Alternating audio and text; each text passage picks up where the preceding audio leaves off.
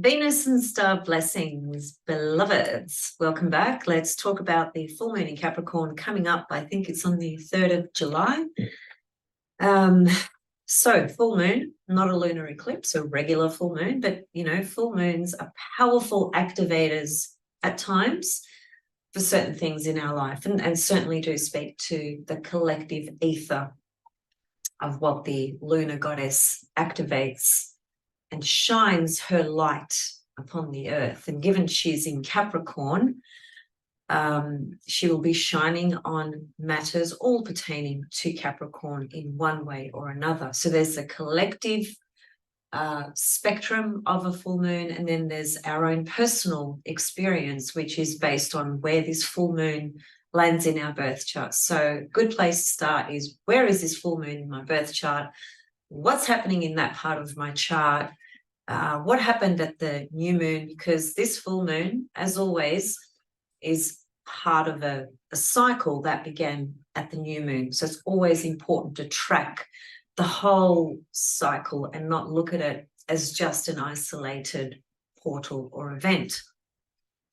Capricorn is not an easy sign, and it's not an easy sign for the lunar goddess to be in. The moon rules Cancer, right, which is the opposite sign of Capricorn. So the moon is in Saturn's sign, right? And her natural position is to be in a water sign, which is Cancer, which speaks to so many different things: family, home, security, and so forth. Now, we have the sun in Cancer, of course, because that's why we have a full moon. So the sun in Cancer is going to bring up those matters of home and hearth and security and nurturance and family and so on and so forth. The moon in Capricorn, it's a pretty tough energy. It's not easy on an emotional level. It really isn't. For those of you who have moon in Capricorn, love to hear from you. Put your comments below. And I'm not saying it's a bad thing or it's terrible, but it's not easy to have the moon in Capricorn because it's a Saturn ruled sign. Very simple. Cancer is, it's basically about security. And Saturn is a cold, dry energy. Cancer is a wet, moist, feminine lunar, feminine body, right? So you can see the contrast immediately just from that. There's a lot going on though, so let me just share my screen and bring up the chart for the full moon to start with. So there it is there, and it is on the 3rd of July in Australia, that is. So for a lot of you in the Northern Hemisphere, that would be the 2nd of July. So the full moon is at 11 degrees of Capricorn. It is ruled by Saturn, and there's two things that are very favorable to this full moon. Uplifting its potential experience of the harshness of what Capricorn can mean in a planet that doesn't suit it. And that is that Saturn forms a sextile to the moon, and Saturn is the ruler of the moon. So that's positive. That's that lifts the heaviness, the density of what a full moon in Capricorn could mean. So therefore Saturn is trine the sun. Naturally, if it's going to be sextile, the moon is going to be trine the sun. So we have the planet that rules the moon is forming harmonious aspects to both the sun and the moon, which is the full moon, right? So that's very encouraging, let's say. In this mix as well, it's amazing actually. Jupiter is trine the full moon. Jupiter is in the moon's exalted sign because the moon is exalted in Taurus. So there's a reception there. Receptions always bump things up a notch, and it is a trine aspect anyway. So it has a flowing energy that speaks to no resistance, because trines are an energy that flows. There's nothing blocking it, as it were. There's no resistance. So we have that. And then, of course, we have Jupiter sextile the sun as well. So, and Jupiter is the exalted ruler of Cancer. So you can see here that there's receptions going on, there's trines and sextiles going on by two very important planets, Jupiter and Saturn. So I think that levels out the dense harshness of a Capricorn energy that could be felt. That's the first thing. Saturn is retrograde. Neptune is retrograde. Pluto is retrograde. So we've got three of the big guns retrograde. That's another important element, because the retrograde process always speaks to some form of reevaluation, reintegration, retrospection, reflection. And that's obviously going to be described by your circumstances, your personal life, your personal journey, your birth chart, right? Again, that has a collective level to it as well. But I think it's probably more useful for the most part to think about these energies from our standpoint, our vantage point, and how we might work with these energies. And as I said, you know, the retrograde process is always an opportunity to basically go within. And in evolutionary astrology, the retrograde process really speaks to tuning out of the consensus paradigm and reality and integrating with your soul's desires, intentions, purpose, goals, passions, etc., and aligning with the soul's purpose and desires from the most authentic place within yourself, as opposed to trying to get the direction and the answers to all the questions from the paradigm out there.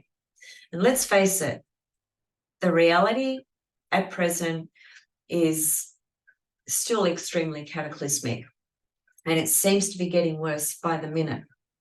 And that may sound negative, but at the 3D dimension level, it's a reality. Is it the reality of truth? Probably not for the most part. So is it a reality that serves us by us tuning into it, paying attention to, you know, certain narratives and directions and informations that are serving something else? They're not serving the freedom and equality and sovereignty of souls on the planet. They're just serving some very deep pockets, right? We all know that. So when planets go retrograde, it's really a great time to just spend that time working on yourself, right? Integrating further and further with the soul's desires. We can't help but be aware of what's happening out there, but we don't have to participate in it. We don't have to believe it. We can tune into our own reality. And I'm talking about a real reality. I'm not talking about being delusional. But, you know, like yesterday, for example, it's winter here, and it's like deep, deep, deep, dark, cold winter. I'm not a winter person, but as I've said before, I appreciate the seasons and Gaia's necessary process within that. So I have tremendous respect on that level. But physically and mentally and emotionally, it really affects me, and it affects just about everyone. I'm well aware of that. So yesterday, and I know a lot of you won't relate to that because you're in the Northern Hemisphere and it's like peak summer, and you guys have got the beautiful soul energy, soul rays, doing all the summer things and so forth. And that's great. I'm happy for you. But here in the Southern Hemisphere, we're freezing our asses off, and everything looks pretty bleak. And it can be very challenging to keep one's head above water from the point of view of being able to stay close to our truth and center and faith, right? And inner knowing that everything's still going to be okay, regardless of how diabolical it still appears. So yesterday was one of those days where I just felt, it was just a dark day. It really was very, very dark on so many levels. It was just utterly depressing. And I'm bringing that up because anyone can go through that at any time, whether it's winter or whether it's summer for that matter, but winter seems to bring that up a lot more for people. And it can be a very tricky state to navigate, because the negative critical mind, because a critical mind is a wonderful thing and very necessary to actually navigate through the chaos that's still appearing. But there's that negative critical mind that can really take sort of front center, right? Become the driver of your mind, as it were.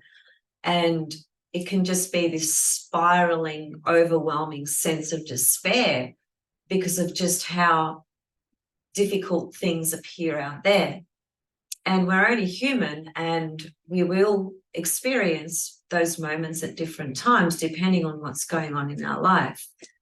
But because I've had a lot of life experience, a lot of training in the psych world, a lot of practice and study in the wisdom of the stars and astrology, yoga and meditation, my beautiful darling Coco, my little kitty. I just know that when I wake up feeling like that, it's going to be very difficult primarily to shift that energy. I know it when it comes in. And yesterday was one of those days. And so it, created a lot of emotional conflict within myself. And I didn't want to suppress it, but I didn't want to project it either. And this is an important message, because this can happen to us, as I said, any day, any time, with whatever is happening in our charts and so forth. But having enough awareness to know that you can't suppress the energy of what's coming through. Well, you can, but it's healthier not to. And it's healthy not to project it.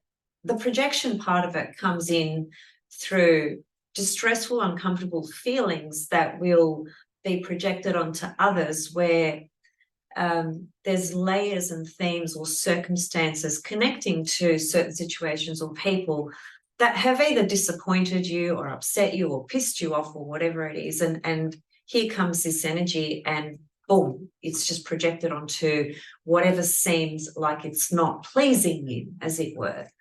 And that becomes a distorted projection, right, of your own unresolved whatever it is.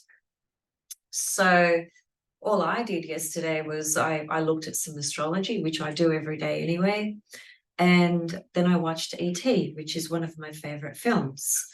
And I did make a post about that on the community section, because Drew Barrymore, who's a Scorpio evening Venus star point, there was something really magical happening when that movie came out back in 1982. And the star point on the wheel that was activated at that time was her own Venus star point, a Scorpio Venus star point. So I was just talking about the power of the Venus star point, right? Just using that as an example.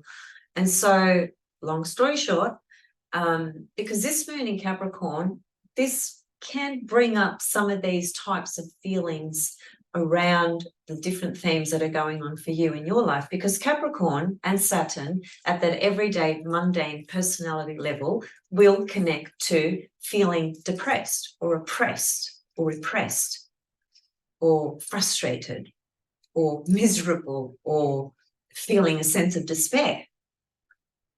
It's not uncommon to feel any of that with a lunar energy in the sign of Capricorn at that everyday level, right? So yeah, I watched E.T., I cried. I always cry when I watch that film. I've seen it over 50 times and I still cry like a little child. I have such a nostalgic soul connection with that film for so many different reasons. And I saw someone posted, I didn't allow the comment, so if you're watching, that's okay, because I thought it was a very negative perspective projected onto a film that it didn't feel right to me, so whoever you were, appreciate that's your perspective, but I didn't want that energy of that thought underneath that post. No, not going to happen. So I think your thought, if you're watching and listening, was something about, you suggested that there's a dark side to Drew Barrymore and to Steven Spielberg and so on and so forth. But what I would say to you is that who doesn't have a dark side? And I'm not going to let anyone spoil that movie for me. It's a childhood movie that is in my heart and soul. So that's kind of what I did yesterday to deal with the deep winter blues.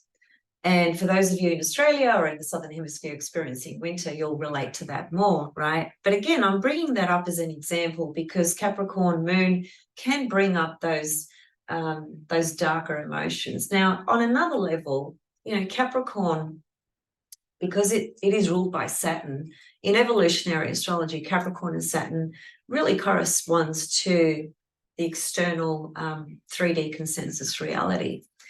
And it also speaks to the conditioning within us, because we all have layers of conditioning within us, a lot of which was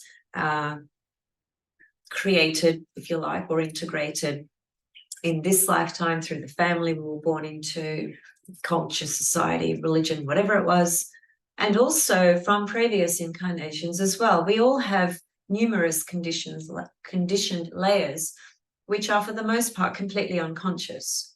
So Capricorn full moon can be an overview, if you like, into a portal of where are you still holding on to some conditioned narratives within your reality, within the construct of your reality.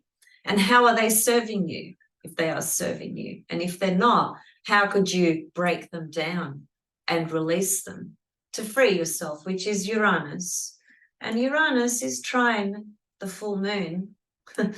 and Saturn is sextile the full moon as well. And Saturn is in Pisces, which is a really tricky placement. But I see it almost, because it's sextile the moon in Capricorn, it's kind of suggesting, break through the heavy mold of the conditioning and dream a new reality, Pisces, because that's what we are doing on a collective level, at least from a spiritual level, and just at a collective level with the archetypes themselves relative to their own transitions in the cycle of the zodiac. So break down old conditions, old mindsets, things like that we've outgrown and are not serving us moving forward. And Saturn's helping this process in this full moon. And so is, I left out Uranus before, and I've just brought it up now. And it is a wide trine. I realise that. I was actually supposed to talk to Jupiter there, Jupiter being trine the moon, the full moon. And Jupiter, of course, is our sense of faith. right? Trusting in the divine process, right? Regardless of the stuff that's appearing on the surface level.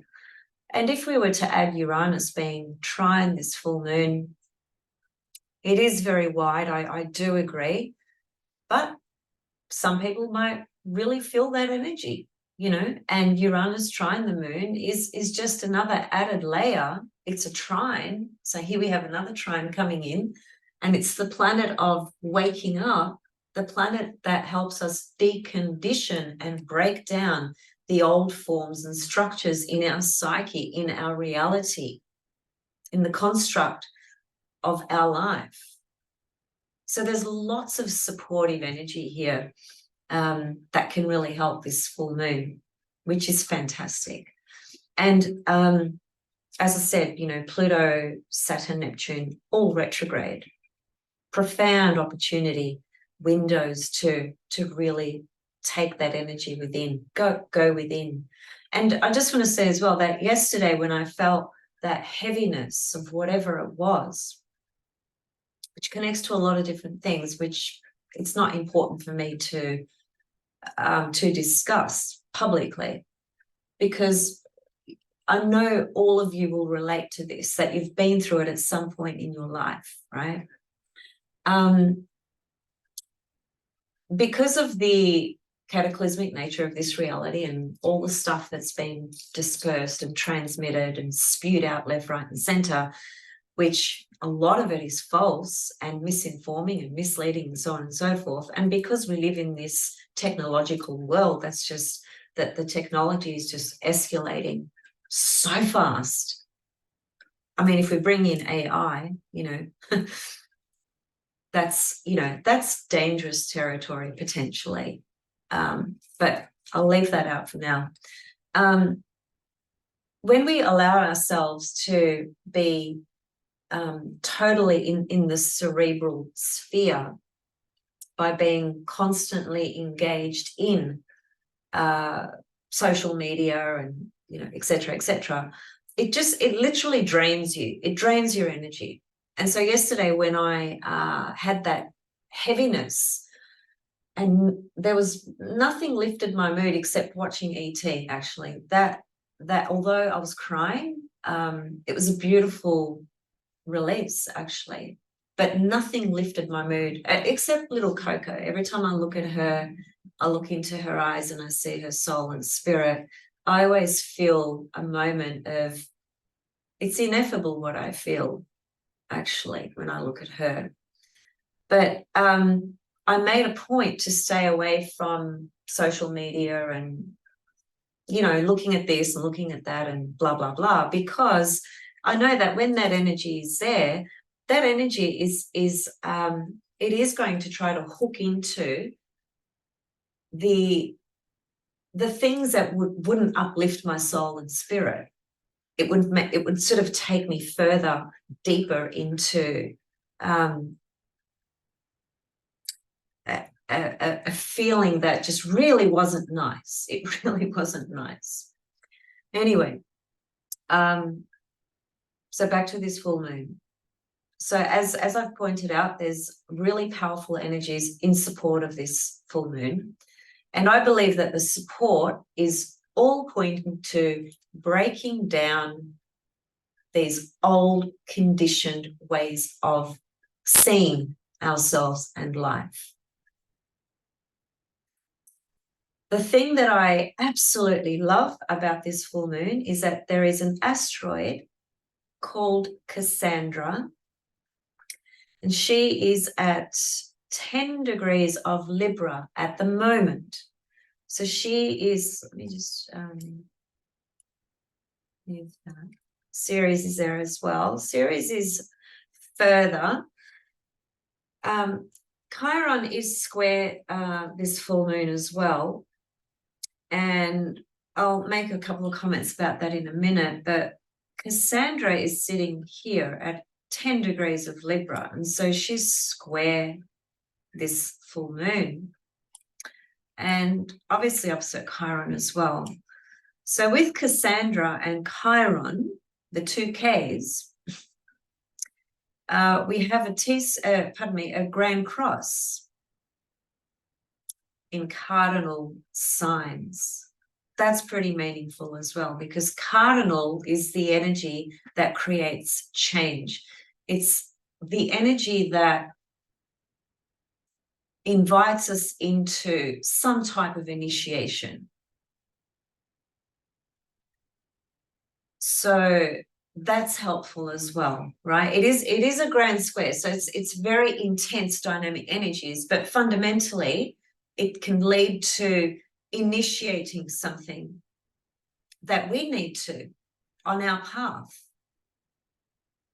Now, Kasandra, there's a very interesting story in her mythology, okay? She essentially represents divination and prophecy. She's the goddess of prophecy. She actually prophesied the Trojan horse, right, back in the history of the Trojan War and so forth. And she warned them that that horse didn't have gifts. It wasn't a gift. It wasn't a horse that carried gifts with it, because she could see what that horse was about. She had the ability to have the foresight, right? Clairvoyancy, prophecy. And one of the kings at the time, the story goes that he didn't like her too much. And basically what did he do? Let me see.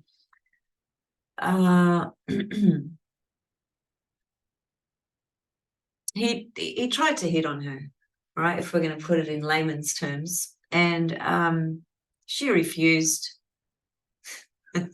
So he spat in her mouth, which cursed her to speak truly, but never be believed. Imagine that type of curse, right? That someone has that ability to cause you to speak the truth all the time, but no one fucking believes you. That's a real curse. That's what happened to her.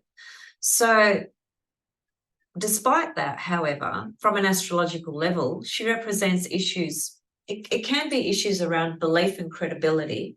So we might have some collective storyline that lights up during this full moon. And the person who is speaking up is not believed. They are speaking the truth on something that's really important, that could have devastating consequences or effects or whatever it is. And they won't be believed, perhaps, or their credibility will be questioned. And believe me, it's not that difficult to ruin someone's credibility once you manipulate and fabricate evidence to suit your argument. I've seen it happen a lot. So matters of credibility, trustworthiness, judgments about whether to believe others is another thing that comes in. Prophetic gifts, foreknowledge, offering counsel, and rejection of advice. So it has the two spectrums. It has, on the one hand, the absolute ability to bring in truth and prophecy.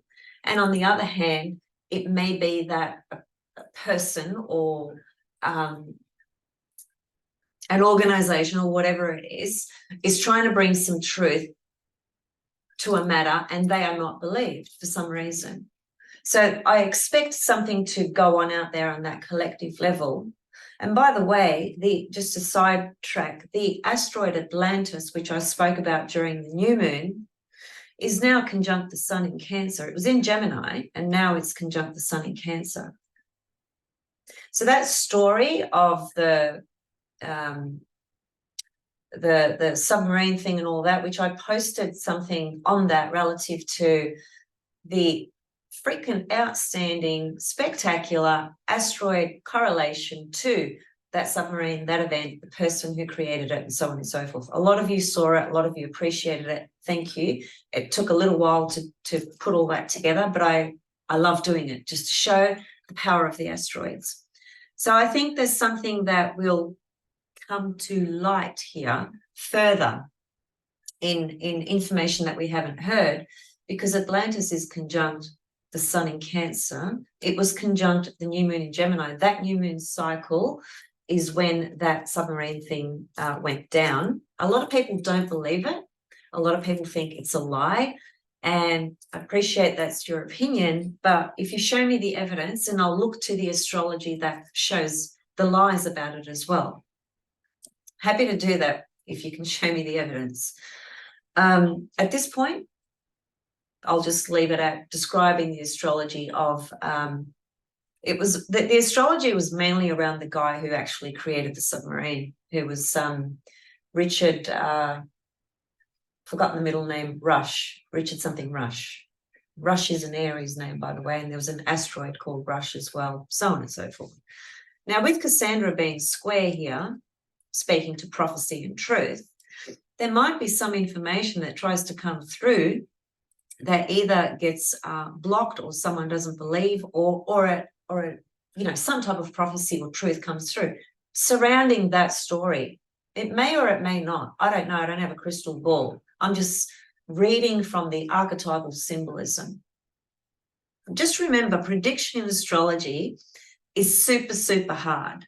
So if you go to an astrologer and they say to you, hands down, this is exactly what's going to happen, don't believe them. Sorry, but don't believe them.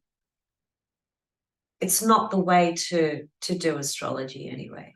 You can forecast, and you can describe the conditions and the archetypes. If you have a deep understanding of myth, archetypes, aspects, harmonics, cycles, transits, you can probably get very close to the events that are potentially going to transpire in someone's life. But we always have to keep in mind that there are numerous possibilities. That's why it's very difficult to predict, because the soul is going to enact that transit, that journey, not you, the reader, the soul of that person, right? So let's see, but from our own personal vantage point, Cassandra being square this full moon gives us the gift of prophecy into smashing through the heavy conditions that are just conditions that we have integrated because of this and that and the other, because of the life we have lived, because of the family we were born into, because of the systems and the values that we've upheld up until this point, so to speak, and so forth. So, Cassandra, she has that ability to just go straight in and find the truth. The truth will set you free. It may not be pleasant, and it's not always an easy ride to take the ride and the pill of truth. In fact, very rarely is, but it will actually set us free because it dispels the bullshit and the illusions, right, of what we ourselves hold on to or what is projected out there. So this is a full moon with a gift of prophecy, speaking into the portal of the full moon. And then you've got planets like Saturn, Jupiter, Uranus, in favorable, soft aspects to the sun and the moon. Let me see what else. And that's right, I just wanted to touch on Chiron quickly, and then I'll go. Well, Chiron, where does one begin on that one? It is really bringing up the crisis of identity, isn't it? We can see there's a massive collective crisis in identity at the moment based on what people believe should be and shouldn't be. So this is probably just going to highlight more of that stuff, I would think. On a personal integrative level, well, that's just more healing that we can do on our own identity as we are continuing to grow in our journey. and smashing through the conditions. See, Luna, she's just going to light up the form and matter and conditions of the Capricorn archetype.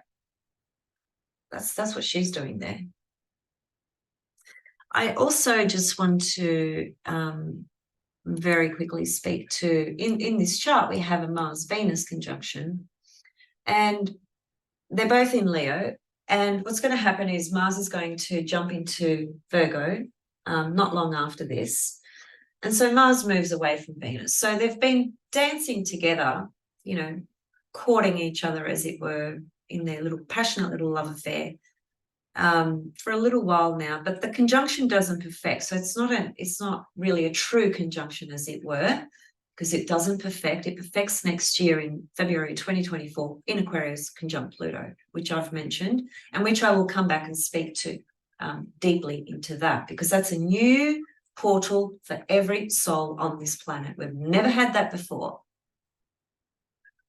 So that's pretty spectacular. But relative to this is a very interesting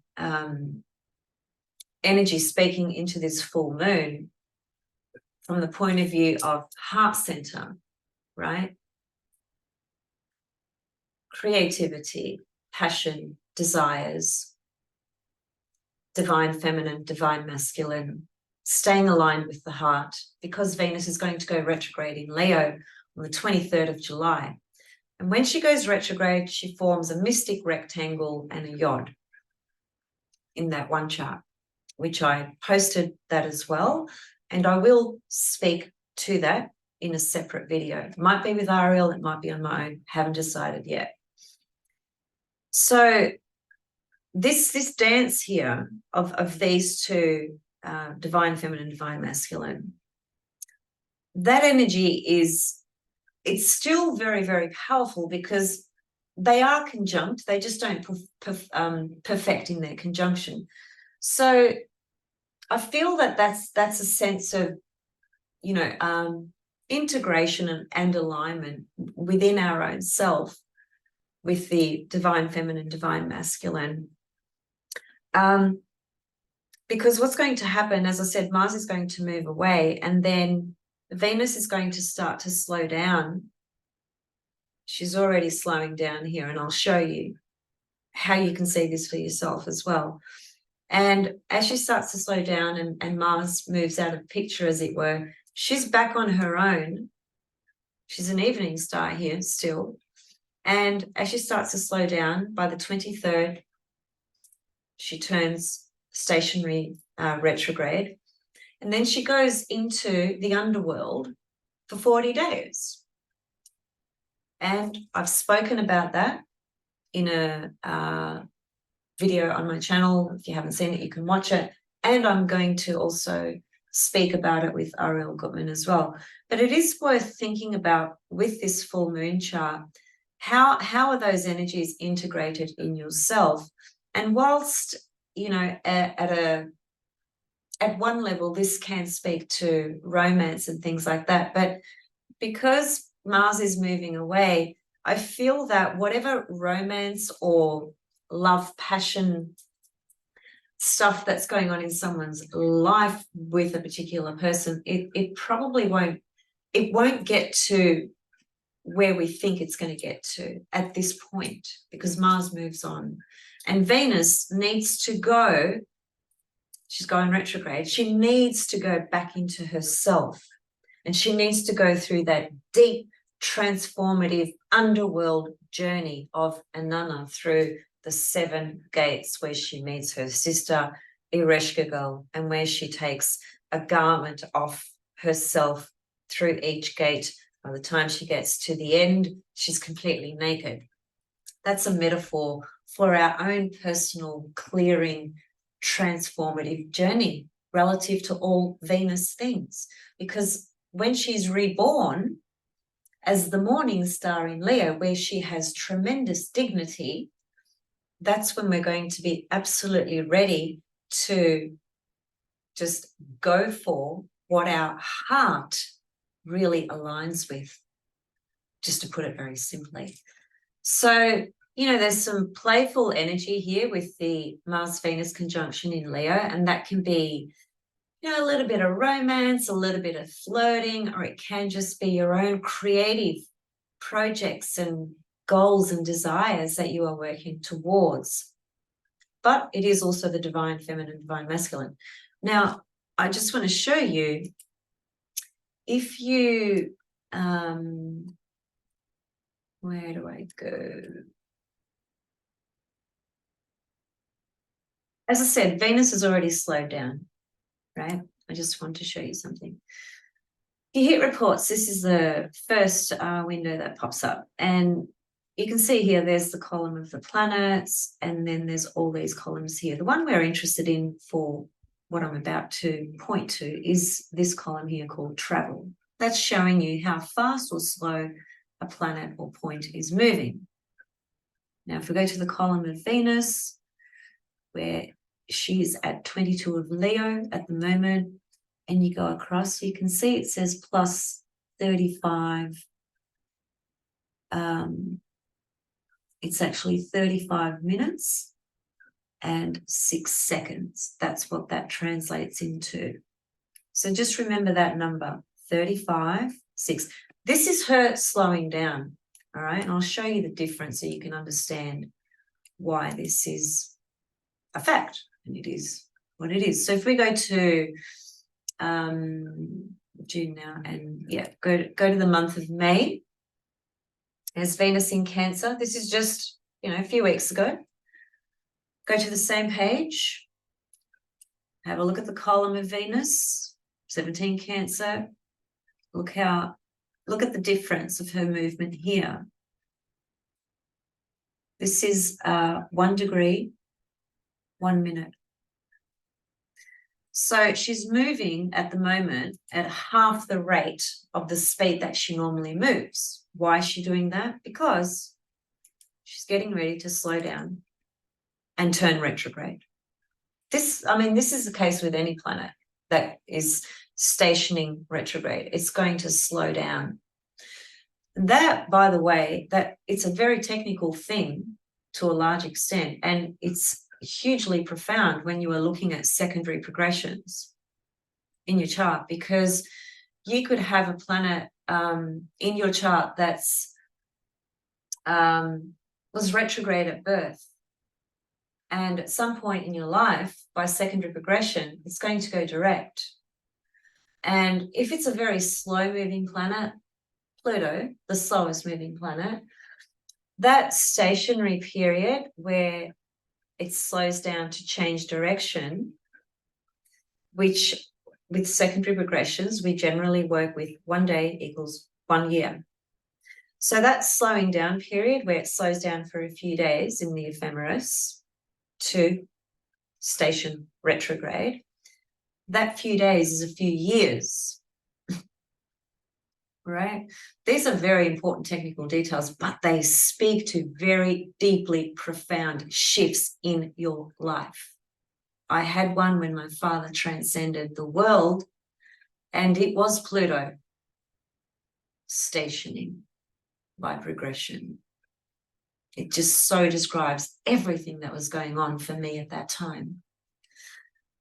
So it is important to understand these more technical components of astrology, because there is substance and meaning to it from an evolutionary perspective, from your soul's perspective, what your soul is undergoing at any given moment. Okay, so I will leave it there. That's really all I wanted to say. This is a chart for Venus when she goes retrograde. Did I just bring that up? Yeah. Okay, so if you can just use the power of your imagination and imagine, just in case you didn't see the post. So there's the sun, there's the moon. What are they doing to each other? They are sextile each other. There's Venus in the middle. Venus is quincunx Pluto, quincunx Neptune, Pluto's sextile Neptune. There's the yod, okay? Then we have an opposition from the Sun to Pluto, and an opposition from the Moon to Neptune, right? And that's the mystic rectangle. And then there's the yod in the middle as well. And then we have Venus at the midpoint of the Sun and Moon, and the far midpoint of Pluto and Neptune. And this is very, very profound. This is the day she stations retrograde to the second. To the second. It took a lot of tweaking to get it to the second, because if you go to animation here and just click over 1 minute at a time or whatever to show you the moment that Venus stations, it's technically not actually the right time. You have to go into another section to Soulfire to figure that out. The ephemeris, actually. So anyway, I'll come back and talk about all this, but yeah, so that's food for thought, hopefully, food for the soul, hopefully, relative to the full moon in Capricorn. Hope you enjoyed it. Leave your comments and questions below. Sorry, just goes all blurry. And I'll see you guys very, very soon. Now, some of you sent me some emails about Venus Star Point readings, and I'm about to get to those emails today at some point. So thank you for that. And yeah, if you also, if you didn't email me and you do want to email me for a Venus Star Point reading, please do. Or if you want to look at your secondary progressions, you know, there's I'm an eclectic astrologer. There's lots of things we can look at. Feel free to reach out and we'll just go from there. Venus and star blessings, and make the most of this full moon from all the various beautiful, you know, waves of energy really feeding into that lunar goddess. Just, I mean, simply, like I said, for me, it's about breaking down those old Capricorn conditioned structures in our own psyche and dreaming up a new reality and holding that in our heart center, Venus in Leo. Just, you know, being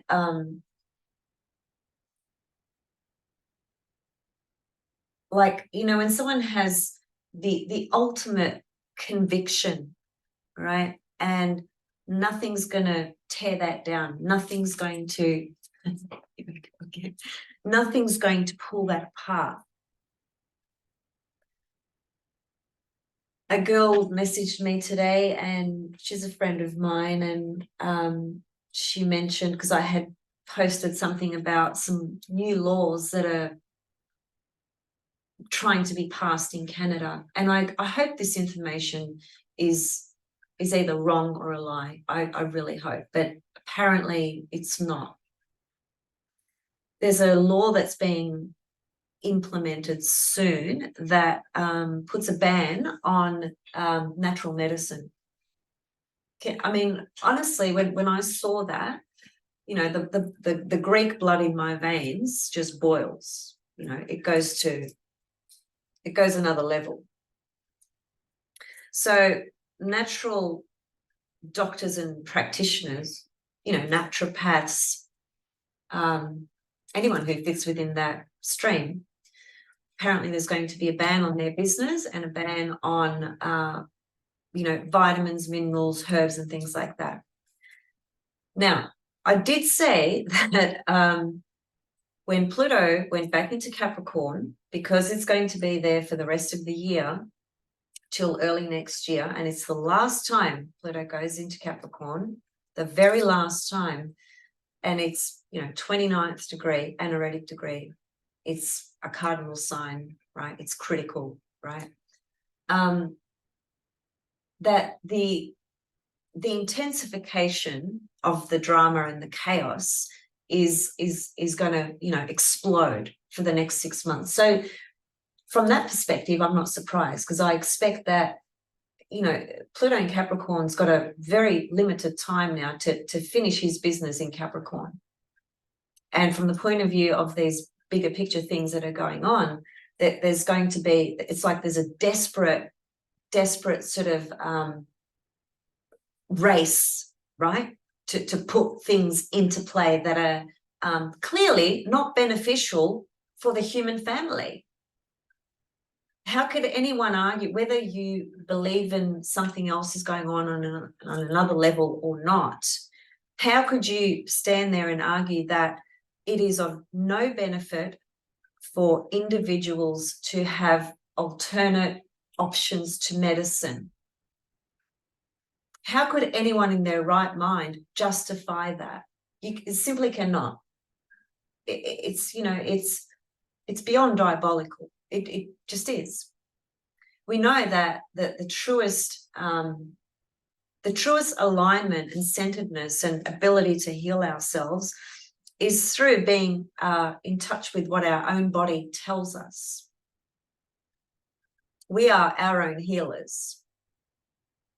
And the pharmaceutical companies know that, and they have tried for years and years and years to take that out of people's consciousness and create a society and a narrative that the only way you can heal through things is by taking pharmaceutical prescriptions. And that is not the truth. I do agree that there are some situations where perhaps certain surgeries, you know, are absolutely paramount for certain medical conditions and so forth. I don't deny that. But, you know, when you go to a doctor and you say a 16-year-old kid goes to the doctor and says, oh, you know, I've been feeling really sad the last couple of days. Oh, okay. So I've just handed you a prescription for antidepressants. You're 16 years old and you told me you were sad for a couple of days. There you go.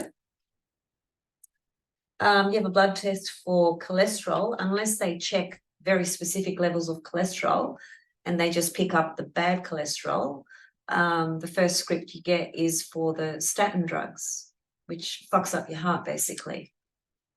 So I keep going about evidence and examples. Most of you are aware of all this anyway. And this is where we just have to withdraw from God, and it's really hard sometimes, but we do have to withdraw from what's being presented and what appears out there and try to do our best to discover the truth as much as we can from our own resources and investigation. And most of all, trust your instincts. Trust your instincts. My instincts told me when the CO-VID began, I mean, the first second that it was announced, my instincts inside me roared like a fucking lion and just said, no, this is just no. I'm going to leave it at that, right? Said a lot more to me, but I knew, right? And I'm not exaggerating one bit. My brother was there with me, and he's got very powerful instincts and very powerful intuition, just like myself. We were at my house, we looked at each other and we just went, I don't think so. So, yeah, we really have to sharpen our intuition and instincts and just pull back from the stuff that's being spewed left, right, and center. All right, see you soon, guys. Venus and love blessings. Thanks for listening.